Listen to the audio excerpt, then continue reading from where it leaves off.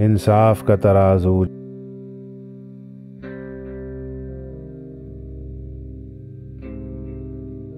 इंसाफ का तराजू जो हाथ में उठाए, जुर्मों को ठीक तोले। ऐसा न हो कि कल का इतिहासकार बोले, मुजरिम से भी ज्यादा मुनसिफ ने जुल्म ढाया।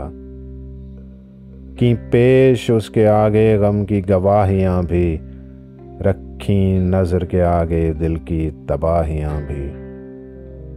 उसको यकीन आया इंसाफ कर न पाया, और अपने इस अमल से बदकार मुजरिमों के नापाक हौसलों को कुछ और भी बढ़ाया। इंसाफ का तराजू जो हाथ में उठाते, ये बात याद रखे, सब मुनसिफों से ऊपर एक और भी है मुनसिफ। वो दो जहां का मालिक सब हाल जानता है, नेकी के और बदी के अहवाल जानता है।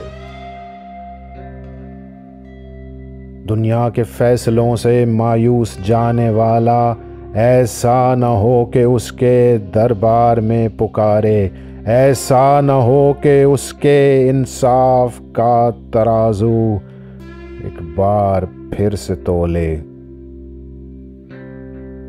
मुजरिम के जुल्म को भी, मुनसिफ की भूल को भी, और अपना फैसला दे, वो फैसला के जिससे ये रूह कांप उठे।